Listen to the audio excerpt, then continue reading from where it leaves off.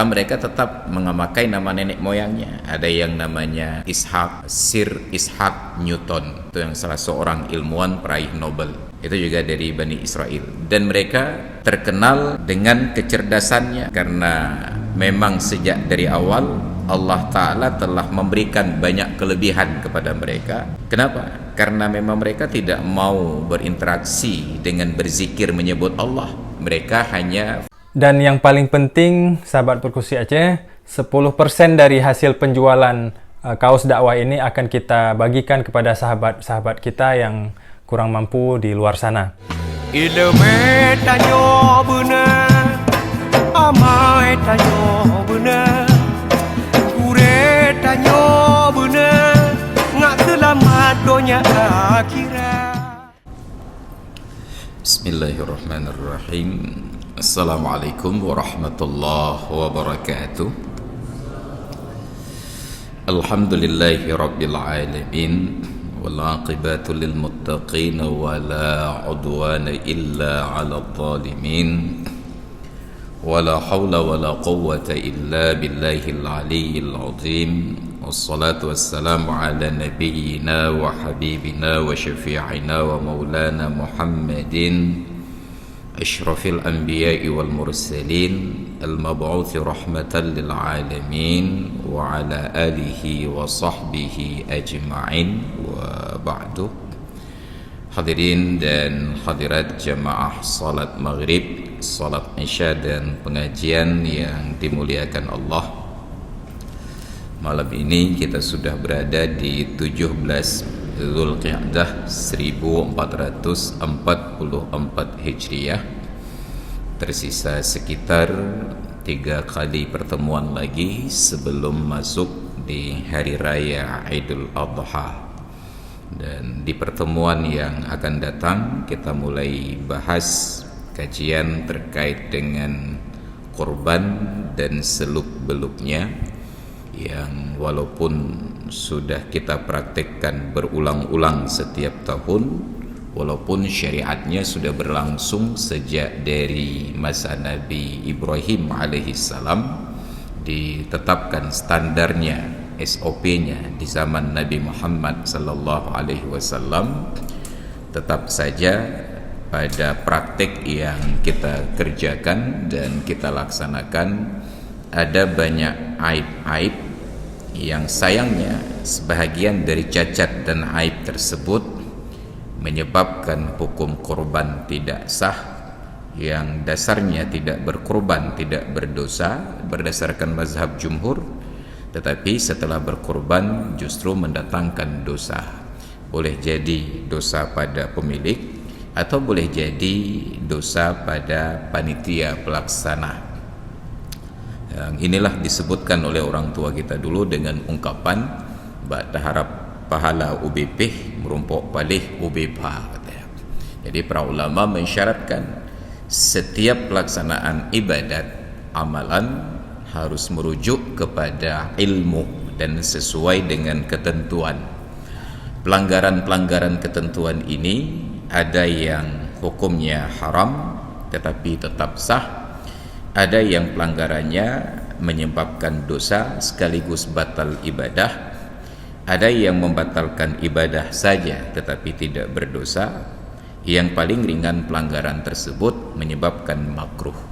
Dan tentu kita tidak ingin beribadah hanya untuk mendapatkan makruh apalagi haram.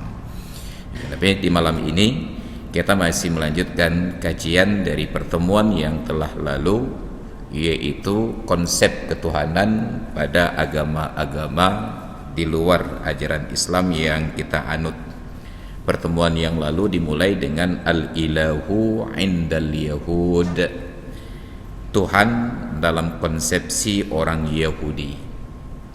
Diberikan pengantar pada kajian yang lalu bahwa orang Yahudi, salah satu dari agama Bani Israel, mereka ini juga dasarnya agama Islam dari syariat Nabi Musa alaihi salam.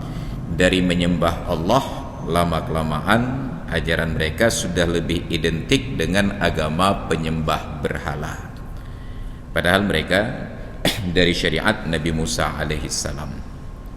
Akhirnya menjadi mirip seperti para penyembah berhala. Kemudian dijelaskan asal usul mereka itu juga dari Nabi Ibrahim alaihissalam yang bercabang keturunan lewat putra beliau Ishak bin Ibrahim, dan melahirkan anak yang dalam bahasa Al-Quran disebut Yaqub, tetapi di dalam Taurat dan Injil disebut dengan Israel. Beliau ini menikahi 2 orang perempuan bersaudara. Dari istri yang sulung yang tua melahirkan 10 orang anak. Dari istri yang kedua melahirkan 2 orang anak.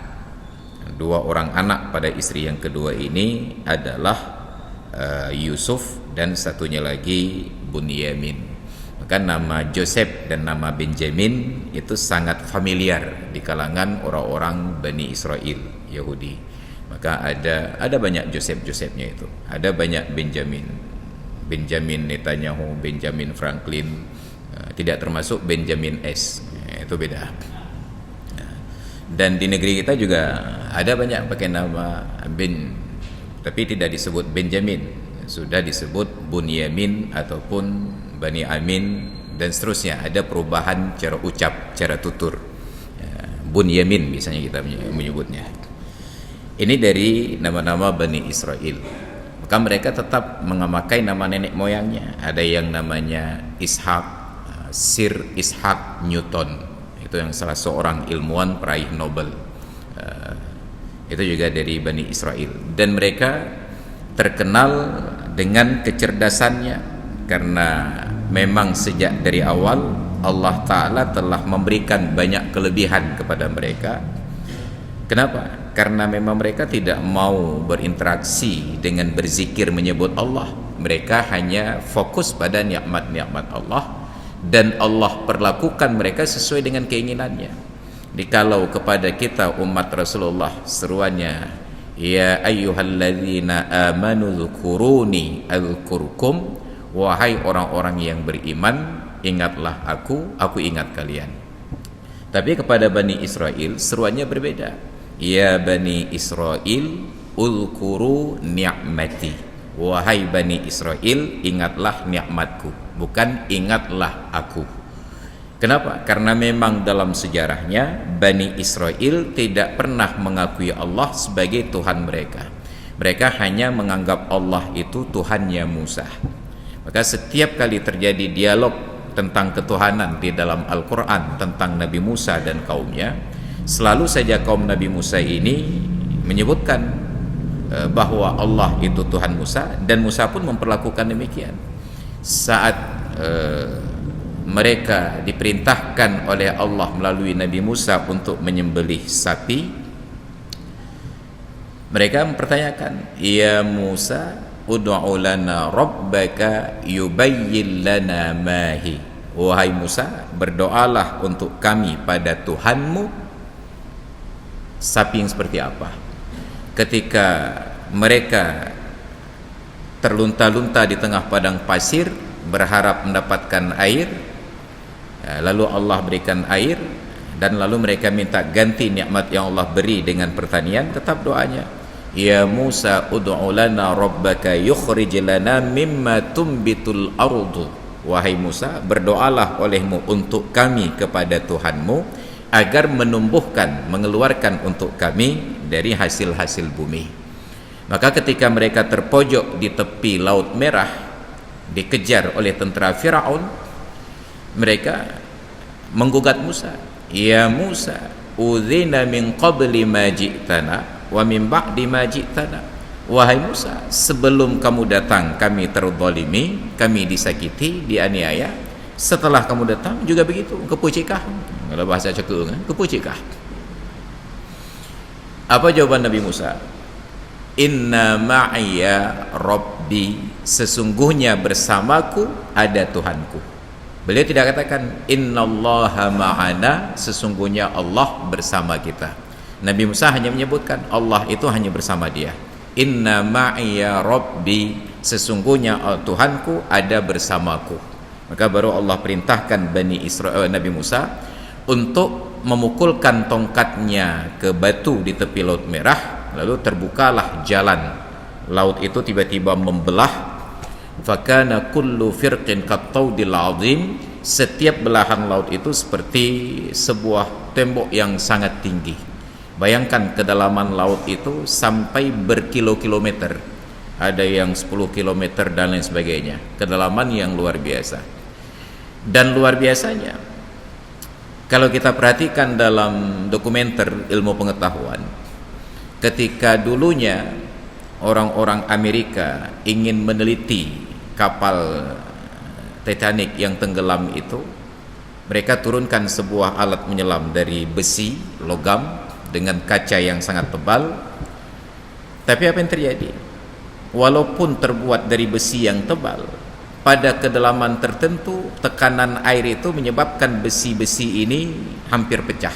Bukan kacanya, besi-besi tersebut seperti dihimpit dengan tekanan yang sangat kuat. Ini besi.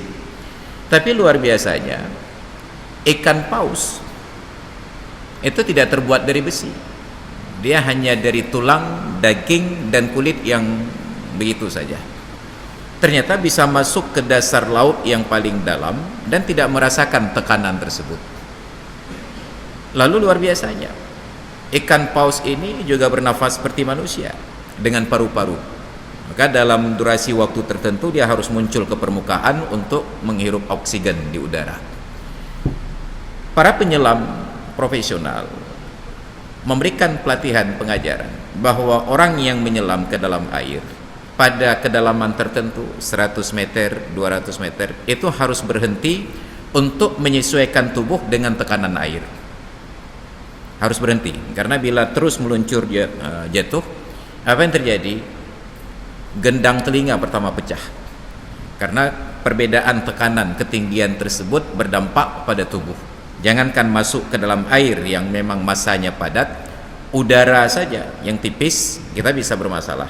Coba perhatikan sekali-kali kita ke Grute, ke Sare, itu perubahan ketinggian yang cepat menyebabkan telinga kita berdengung. Coba tanyakan orang-orang yang naik pesawat, begitu pesawatnya take off itu bahasa Inggris, pesawatnya lepas landas, itu telinganya akan berdengung. Bayangkan, itu tekanan udara pada ketinggian tertentu, ini tekanan air di dalam. Tapi ternyata ikan paus yang sama-sama bernafas dengan paru-paru seperti kita, masuk kategori mamalia, nggak bermasalah. Dari bawah laut yang paling dalam muncul ke permukaan sepersekian detik tanpa berhenti dan tidak ada persoalan apapun. Buktinya sampai hari ini belum ada ikan paus yang datang ke rumah sakit hewan untuk periksanya linyung kalau masalah. Mereka beradaptasi. Nah, sekarang lautan yang sedemikian dalam itu dibelah oleh Allah Ta'ala. Wa kana kullu firqin kattaudil azim. Setiap sisinya itu seperti dinding tembok yang sangat hebat. Mereka berjalan melewati tanah yang basah tersebut, becek. Sampai di seberang, kaki mereka masih berlumuran dengan lumpur dari dalam laut tersebut. Mereka dapati ada orang yang sedang menyembah berhala. Langsung mereka katakan kepada Musa, "Ya Musa, ij'al lana ilahan kama lahum alihah." Wahai Musa, jadikan Tuhan untuk kami seperti mereka punya Tuhan. Terakhir. Makanya Allah berikan Nabi Musa untuk Bani Israel. Kalau sempat Nabi Muhammad diberikan kepada Bani Israel, brigen yang ta'ala. Maka setiap umat Allah berikan Nabi yang sesuai. Umat Nabi Musa ini umat yang paling cerewet di dunia. Makanya Nabi Musa pun terpaksa cerewet mengimbangi umatnya. Jadi kalau kita baca Al-Quran dari 30 juz 114 surat tersebut, 2/3 kandungannya itu adalah sejarah. Dan dari semua sejarah dalam Al-Quran itu 2/3 kandungannya adalah sejarah Bani Israel. Dan dari seluruh sejarah Bani Israel tersebut 2/3-nya adalah terkait dialog Nabi Musa dengan kaum dan Tuhannya. Sedemikian istimewanya Bani Israel. Allah berikan kelebihan, dan kelebihan itu terpelihara sampai hari ini. Terbukti Nobel ilmu pengetahuan itu mayoritas diraih oleh orang-orang Bani Israel. 50% lebih Nobel ilmu pengetahuan itu dicapai oleh orang-orang dari keturunan Bani Israel. Kenapa? Ternyata mereka bukan hanya pasrah pada ketentuan takdir, termasuklah ada ikhtiar. Salah satu ikhtiarnya, istri-istri mereka dalam keadaan hamil itu disibukkan dengan ilmu pengetahuan, diberikan teka-teki berbentuk angka yang eksak-eksak.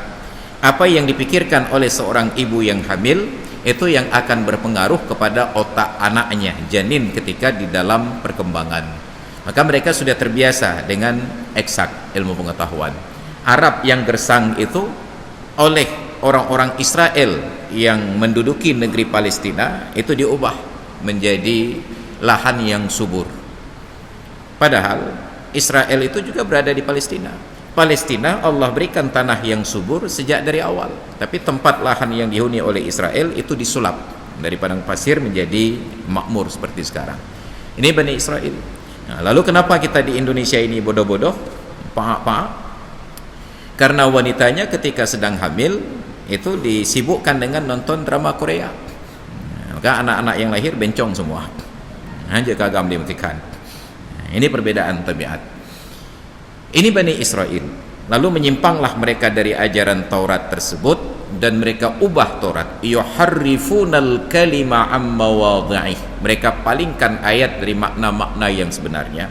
Berkembanglah cerita Israiliyat. Jadi tidak aneh bila mereka menutupi sejarah Nabi Muhammad kalau sejarah nenek moyang mereka saja dirusak.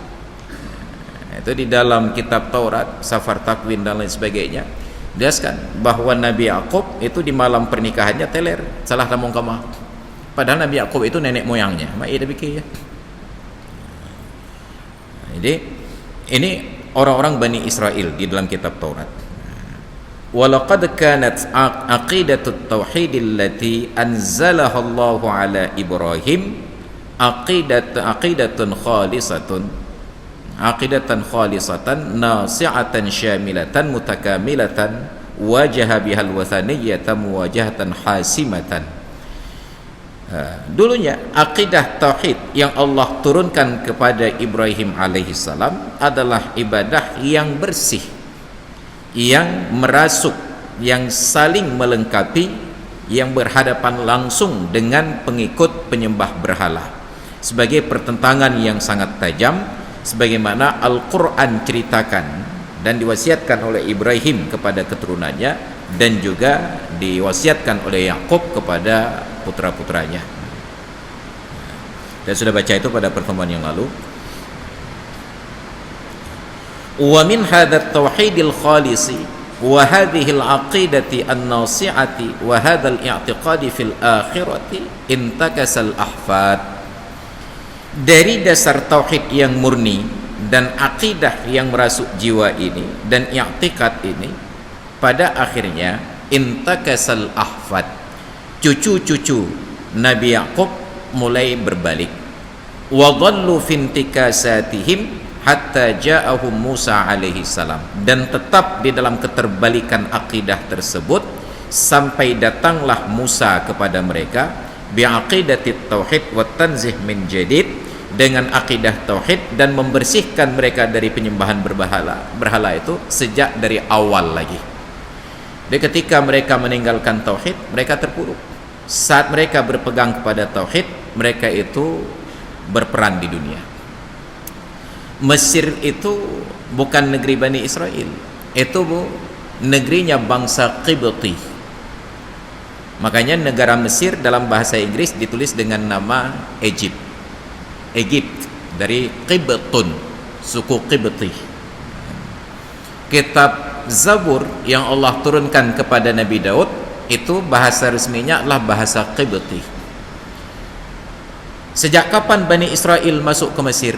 Sejak dari masa Nabi Yusuf alaihissalam. Bukan direncanakan, tetapi Allah yang menghendaki.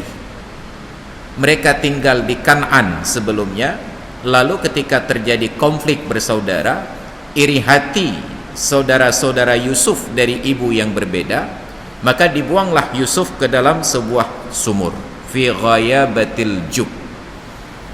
Sejahat-jahatnya Bani Israel dimasukkan ke dalam sumber air, sumur. Tapi sebaik-baik orang kita, anak bayi itu dibuang di tepi jalan, dikerubuti oleh semut. Maka lebih buruk akidahnya dengan Bani Israel. Bani Israel tahu bahwa bila dibuang Yusuf di tengah padang pasir, mati kehausan, maka dibuang ke dalam sumur yang dia bisa mendapatkan sumber air dan tidak terpapar sinar matahari. Bro akal Yahudi rupanya lebih bro akaidahnya orang. Mereka tahu Yusuf bisa bertahan hidup di tempat tersebut. Kenapa? Karena dari awal diskusi mereka ingin menghilangkan Yusuf, sarannya adalah uqtulu Yusuf, bunuh Yusuf.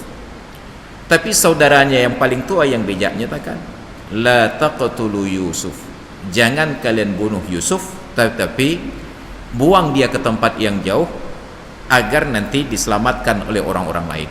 Ini saudara tuanya yang bernama Yehuda.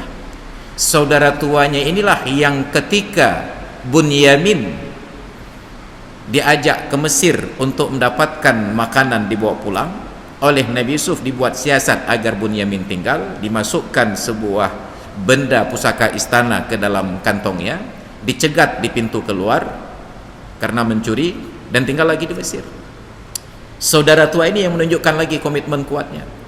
Kalau Bunyamin tinggal di sini karena tertangkap mencuri, saya juga tidak mau pulang dengan kalian. Hau tuh pegah pak ya, pulanglah kalian saja, biar saya tinggal di sini. Maka yang tinggal di Mesir itu yang gagak dakai, abang yang tuha Yusuf dengan Bunyamin, yang tungang-tungang yang wah. Saudara tuanya ini punya komitmen, anak tuha bijak dia. Ketika adik-adiknya minta membunuh, biar kita buang saja, supaya kasih sayang orang tua kita fokus pada kita, tidak lagi kepada Yusuf. Ini dasarnya. Maka dibuanglah Yusuf. Lalu Allah selamatkan Yusuf melalui para musafir yang lewat, pedagang.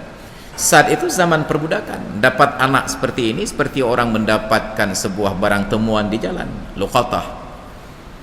Mereka melihat Yusuf dan ketampanannya, mereka pikir untuk menyelamatkan, sampai ke Mesir dijual. Dan harganya pun salah kadar. Bithamani bahsi darahima ma'dudat wa kanu minaz zahidin. Mereka jual dengan beberapa dirham yang terbatas dan mereka sangat zuhud pada harganya. Dan Allah arahkan yang membeli Yusuf tersebut adalah raja. Kenapa tidak dibeli oleh orang-orang kaya yang lain padahal harganya terjangkau? Allah arahkan raja yang beli. Raja yang membeli Nabi Yusuf ini juga Firaun. Karena Firaun itu adalah nama untuk raja-raja yang berkuasa di Mesir, seperti presiden untuk raja-raja di Indonesia. Makanya Firaun di Mesir dengan presiden Indonesia mirip-mirip ya. Sama-sama sebagai pemimpin tertinggi.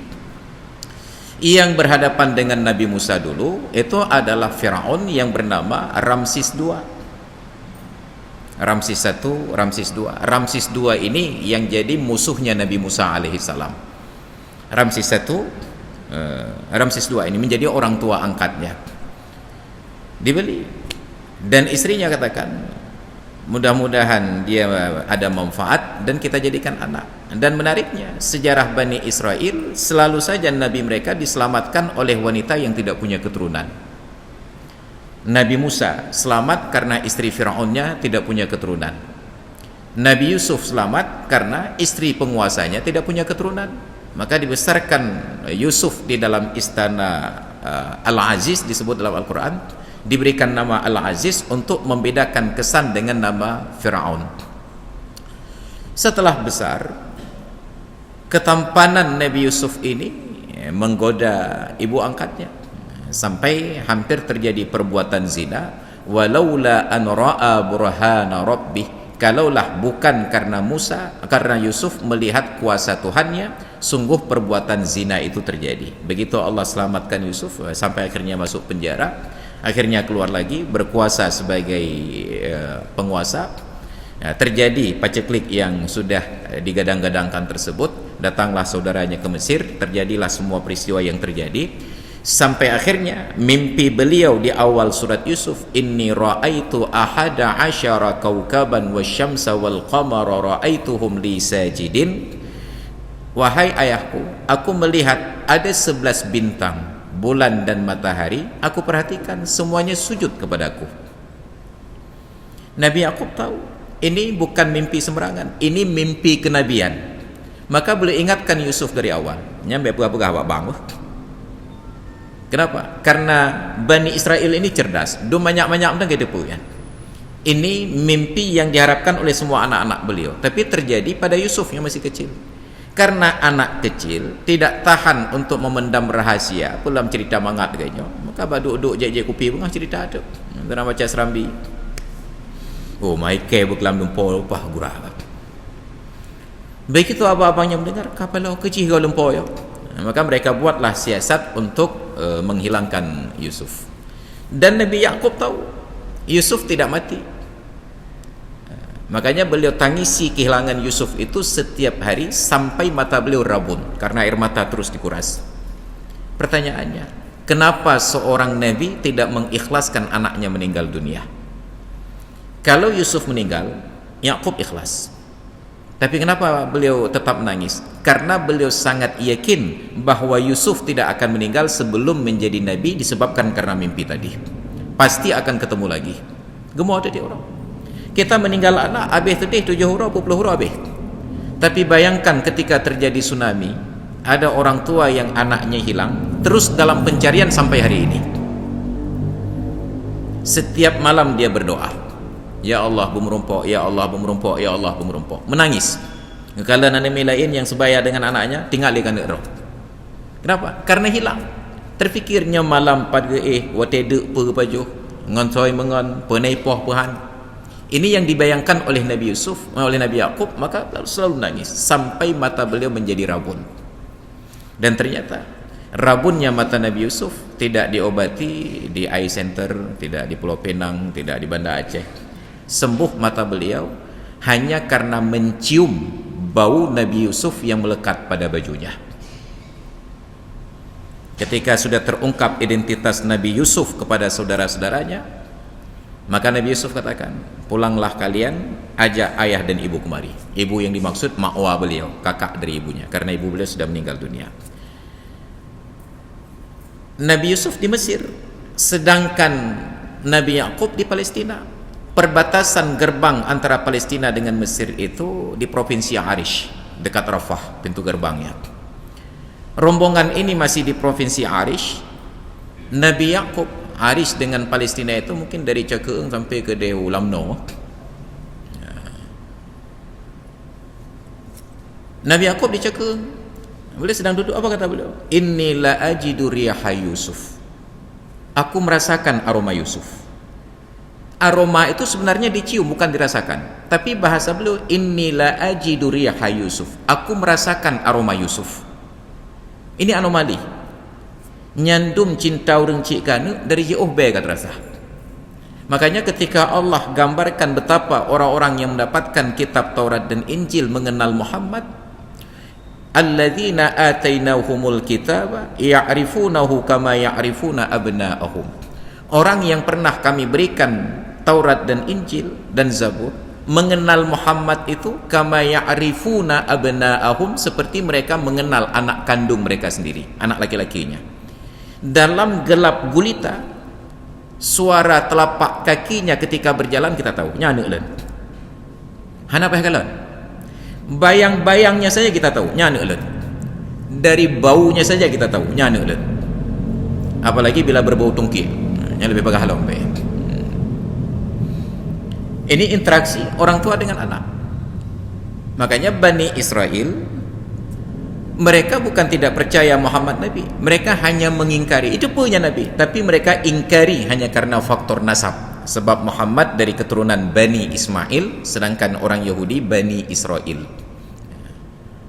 Inni la ajidu riha Yusuf laula antufannidun. Saya sungguh merasakan aroma Yusuf itu kalau kalian tidak menertawakan aku.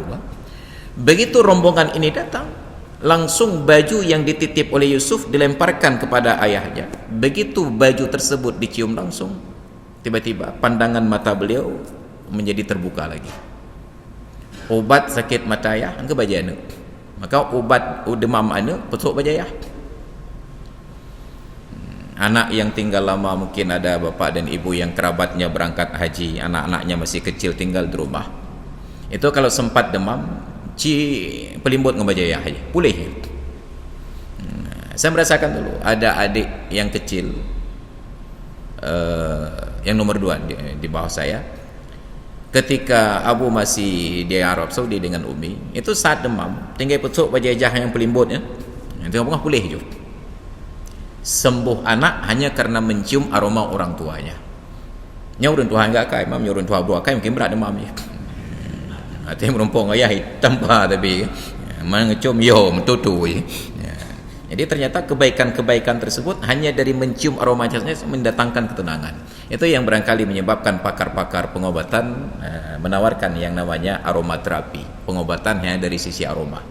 Ada aroma tertentu yang menimbulkan trauma, ada aroma tertentu yang mendatangkan ketenangan, baik secara umum atau dalam ketika kita terlalu akrab, mungkin familiar dengan ibu yang mak tabe kenang sugo bakung, yang menyekabi humum mak ge cumbet sugo bakung tong pulih demam. Kenapa? Karena aroma khusus yang melekat. Makanya ini prinsip yang terjadi. Jadi datanglah akhirnya Nabi Yakub dan istri beliau dibawa ke Mesir oleh Nabi Yusuf, ditempatkan di atas kursi, lalu saudara-saudara beliau duduk di hadapan 11 orang dan bersujud. Dan sujud kepada makhluk saat itu belum dilarang oleh Allah Ta'ala, seperti sujudnya malaikat kepada Adam, atau penafsiran lain dari para ulama bahwa sujud yang dimaksud bukan seperti sujud salat, karena membungkukkan kepala itu juga diartikan sebagai sujud. Karena itulah ada kawan-kawan kita yang salafi, mereka kalau berjabat tangan nggak boleh tundukkan kepala, cium, karena itu dianggap sujud. Itu salafi, makanya mereka disebut salafi, salah fikir.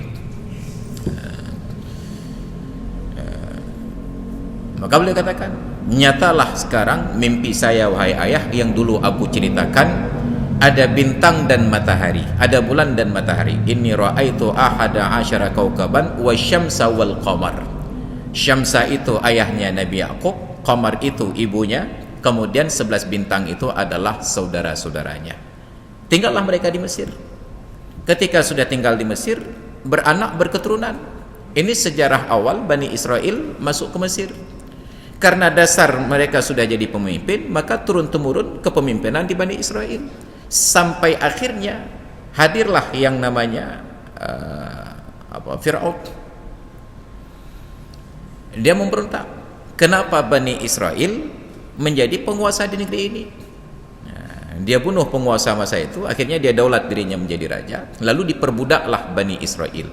Sampai akhirnya lahir generasi Nabi Musa alaihissalam. Allah perintahkan untuk menyelamatkan Bani Israel keluar dari negeri Mesir. Ini pendatang. Makanya Bani Israel ini kemanapun datang selalu bikin masalah.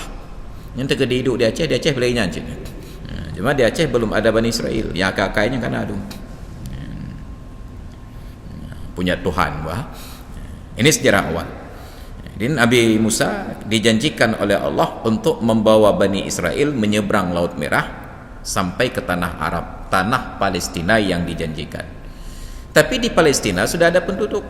Kata Allah Ta'ala, masuk ke Palestina tidak gratis, kalian harus berperang dulu karena sudah ada penduduk.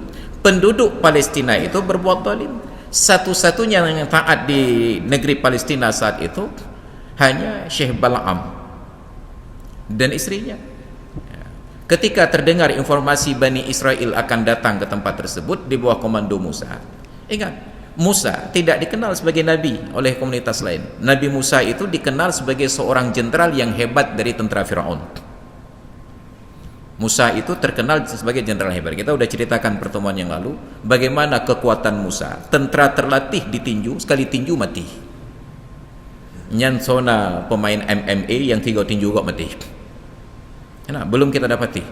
Ini sekali tinju, tentara yang terlatih ditinju dan mati. Itu kekuatan Nabi Musa. Dan beliau ahli strategi perang, mengetahui Musa dan rombongannya Bani Israel mau datang, penguasa yang zalim di negeri tersebut dan orang-orang yang zalim melihat cara untuk selamat hanya dengan mengadu Nabi Musa dengan orang yang taat di antara mereka, Syekh Bal'am.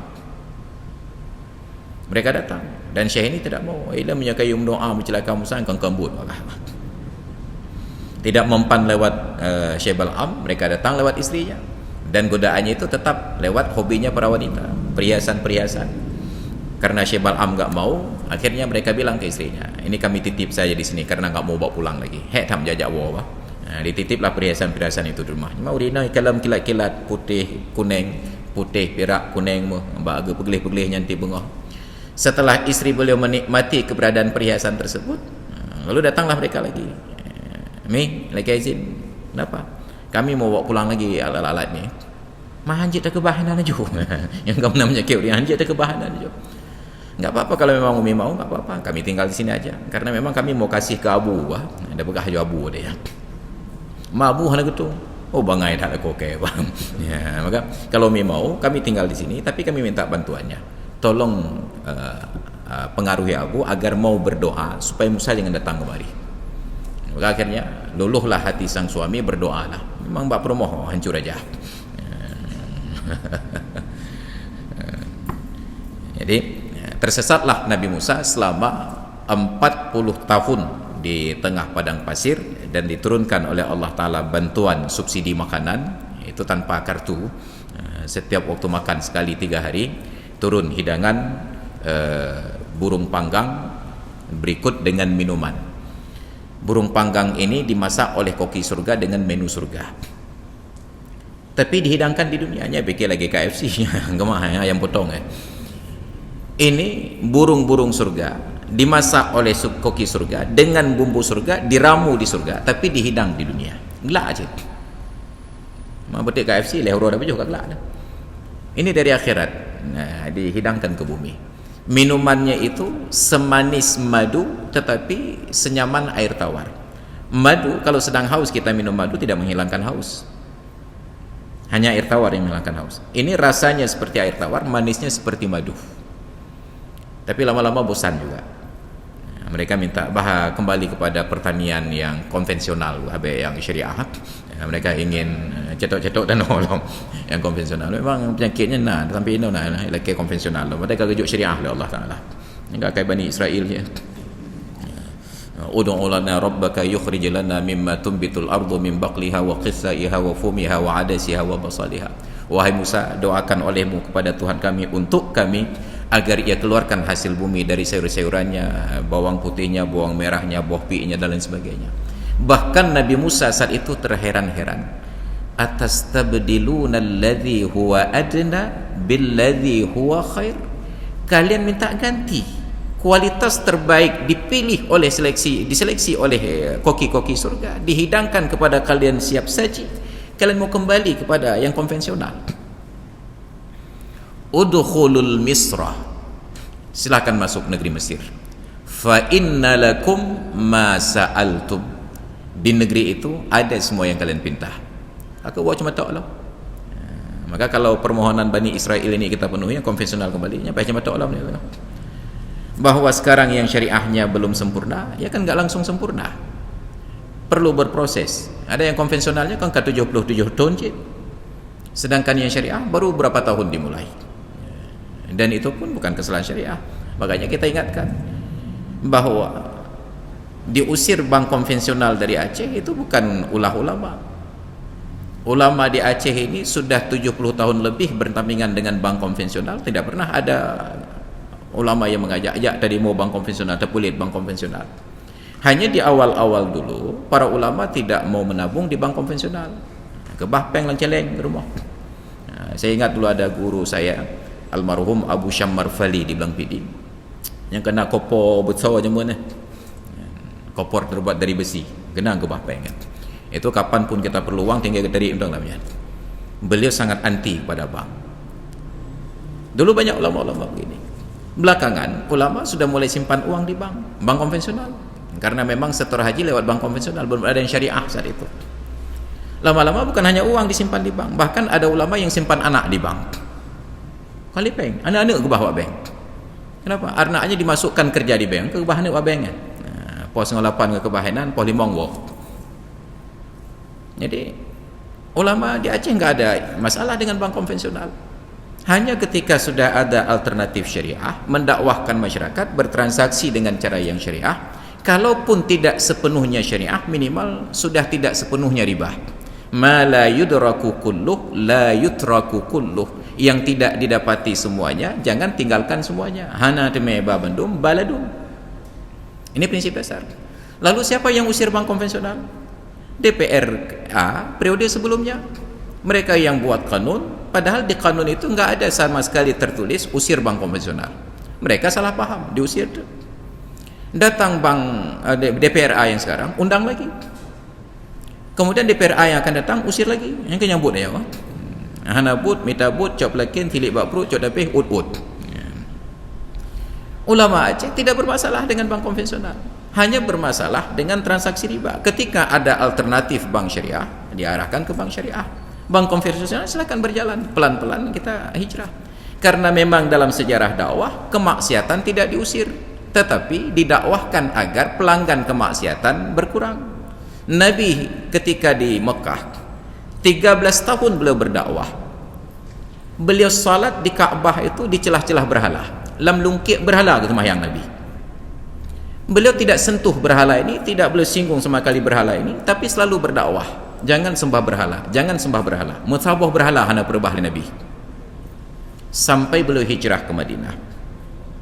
Setelah sampai di Madinah, beliau tahu di Madinah itu ada banyak praktik riba, rentenir. Beliau tidak usir rentenir. Silakan baca sejarah, tidak ada seorang rentenir pun yang diusir oleh Nabi, walaupun beliau tahu siapa orangnya. Beliau hanya mengajak umat agar jangan bertransaksi dengan cara riba. Ketika pangsa pasar rentenir ini sudah berkurang, mereka hijrah dari Cekeung pindah Prada, dari Prada pindah ke Dewa Penayung, dari Penayung lebih ke Dewa Medan. Yang syariahnya sudah mapan. Ketika Nabi hijrah ke Madinah, di Madinah banyak lonte. Maka turun ayat Al-Quran, Az-zaniyatu la yankihuha illa zanin aw musyrikun wa hurrima dzalika 'alal mu'minin. Orang perempuan yang berzina tidak akan dinikahi kecuali oleh orang laki-laki yang berbuat zina juga, atau oleh orang-orang yang musyrik, dan diharamkan yang demikian itu untuk orang-orang yang beriman. Coba baca sejarah, berapa orang lonte dan mucikari yang diusir dari Madinah atau dihukum cambuk? Ya, padahal Nabi tahu. Kenapa tidak dihukum cambuk? Karena tidak terbukti berbuat zina. Kenapa tidak berbukti? Karena Islam tidak menyuruh kita untuk mengintip orang berzina. Sebab untuk membuktikan zina perlu ada saksi 4 orang laki-laki yang baik-baik. Tapi lagi dan yola masjid. 4 orang laki-laki yang baik-baik yang menjadi saksi. Dan hampir tidak pernah ada kasus zina ada saksi laki-laki yang baik-baik 4 orang. Kalau ada 4 orang laki-laki jadi saksi, pasti nggak baik-baik. Itu pasti sedang menanti gilirannya. Maka tidak pernah ada orang berzina yang terbukti. Hanya ada orang berbuat zina yang mengakui. Ada Ma'is al-Aslami. Ketika pangsa pasar zina ini berkurang, maka mucikari dan para lonte tersebut mencari pasar baru. Bersih. Lalu Nabi kembali ke Mekah, menaklukkan Mekah sebagai panglima perang yang menaklukkan Mekah. Dia akan keperintahkan berilah berhala, tapi tidak ada perintah dari mulut Nabi untuk meruntuhkan berhala. Apa yang terjadi? Para pemilik berhala itu yang meruntuhkan sendiri berhalanya. Ini dakwah. Makanya para ulama tidak mendakwahkan pelit rentenir, tidak. Mereka hanya mendakwahkan kepada umat jangan bertransaksi dengan cara riba. Lalu diusir bank konvensional. Siapa yang usir? DPRA. Makanya DPRA-nya kalau lagi lagu yang menilai, engkau yang memulai, engkau yang mengakhiri, engkau yang berjanji, engkau yang mengingkari, ya. Tapi salah ulama banget. Ini pun ulama tidak mengerti bisnis. Itu pun ulama di Aceh yang toke bendung. Toke travel, toke sawit, toke SPBU. Pun yang ulama itu. Yang hanya toke riba. Ini yang terjadi. Ketika sudah diusir tidak ada lagi, maka mengundang riba datang kemari, itu menjadi tupoksi ulama untuk menghadapinya. Jangan undang kemaksiatan, tetapi yang ada tidak wajib untuk diusir. Makanya ada kaidah usul fiqh yang menyatakan yughtafaru fid dawam ataupun yughtafaru fil baqa ma la yughtafaru fil ibtida. Dimaafkan pada berkekalan sesuatu yang tidak dimaafkan di permulaan. Kita udah terlanjur makan daging babi, kapunah bui dalam perut. Lalu kita tersadar, ya Allah, rupanya babi itu najis mughalladah, harus dibasuh dengan air 7 kali, salah satu bernyepur tanah. Nyoki bandengku karena bui dalam perut. Enggak ada seorang ulama pun yang berfatwa belah perutmu, cuci 7 kali dengan air, salah satunya bercampur darah. Dimaafkan pada berkekalan akan akakinan. Tapi nyobui kabeh ya bu, perlu kena tamah lom. Nyanya hajud. Memulai yang tidak boleh, berkelanjutan dimaafkan. Yughtafaru fil baqa ma la yughtafar fil ibtida. Dimaafkan pada berkekalan sesuatu yang tidak dimaafkan pada permulaan. Maka hari ini kita sedih, orang memperolok-olok syariat. Maka kalau ingin mengubah kanun LKS, itu harus dimulai dengan mengubah UUPA. Karena UUPA itu menyatakan bahwa di Aceh ini berazaskan syariat Islam, dan itu keistimewaan. Oh, kalau kita berkatakan kan kita masih dalam negara Republik Indonesia. Republik Indonesia luas lah, Medan Republik Indonesia. Wah gede. Di Aceh berlaku syariat Islam, maka kita beradaptasi. Maka kesalahannya adalah pada orang yang mengusir bank konvensional secara terburu-buru. Bahkan saat itu mengemuka ide jangan terlalu cepat, kita minta perpanjangan waktu sekitar 2 tahun lagi sampai tahun 2024. Lanjut, pokok ji bulan April 2022 bank konvensional sudah tidak boleh ada di Aceh. Nyanyi pekah pokok ji tahu Abu Kutakrung, Abu Tumin, Ketua MPU, bukan, DPRA. Para ulama tidak meributkan persoalan teknis. Mereka hanya ingin berdakwah agar jangan ada riba. Tidak boleh tunda-tunda lagi sampai bank-bank konvensional itu plung hari mecok telok janum karat.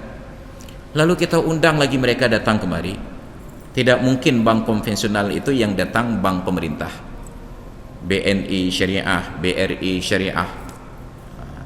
Yang datang siapa? Tidak lagi yang datang BNI Mandiri, BRI. Siapa kemungkinan datang? Bank-bank swasta nasional. Dan bank swasta itu rata-rata pemiliknya memandang dunia ini dari sudut pandang yang sempit karena matanya lukup, matanya sipit, mulai dari BCA dan lain sebagainya.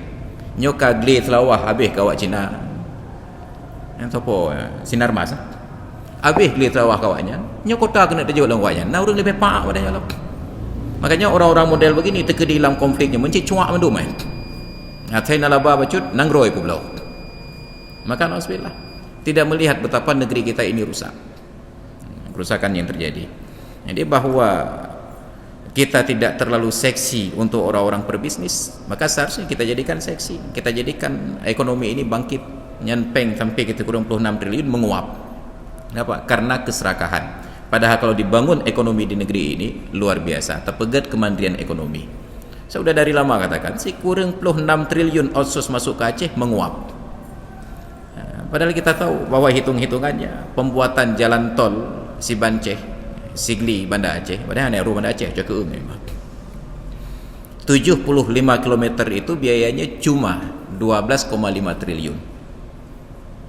75 km. Bayangkan 96 triliun dibagi 12,5 itu 7 kali lipat. 7 kali 75 km itu 500 km lebih. Nya mulai Jakeung sampai ke Kuala Simpang jalan. Tol milik pemerintah Aceh. Maka oleh pemerintah langsung umumkan yang pakai jalan tol dengan plat BL bayar setengah, yang tertebik Kedah Selawah 42 ribu dengan bayar 20 saya tengah, yang pakai non BL bayar penuh. Nyan ubena orang plat BK, plat B, plat lain Bandung mutasi plat BL itamong pajak kena Aceh hantip raga dari Mongpeng. Baru keuntungannya kita buat gerbang penanji terowongan Gerute, kita sambung sampai ke DU 10 Salam. Ekonomi lancar, motor-motor bus lagaknya hanarilah pelak daat, silaturahmi mudah, hari raya mudik kapan pun kita mau berangkat aman. Tapi inilah hani tanya awak tanya lepas bengai je. Apa yang terjadi sekarang? Hanya untuk membuka gerbang tol lipat Baitul Salam, pemerintah Aceh merengek-rengek kepada perusahaan swasta. Nah lebih maaf adanya lah. Coba andai kata dari awal itu dibangun, ketika ekonomi di Aceh bangkit, maka orang dari Sumatera Utara, orang dari luar Aceh akan tertarik untuk berinvestasi di Aceh. Kita buat syarat, ikuti standar kami. Kalau orang punya harga diri, orang akan ikut. Tapi karena mereka tahu bahwa kita orang yang menggadaikan harga diri, maka tidak ada yang mau ikut. Makanya ke depan pilih saya. Hadirin dan hadirat sekalian yang dirahmati Allah, demikian provokasi kita di malam ini. Mudah-mudahan menjadi ilmu yang bermanfaat. Wallahu alam bissawab.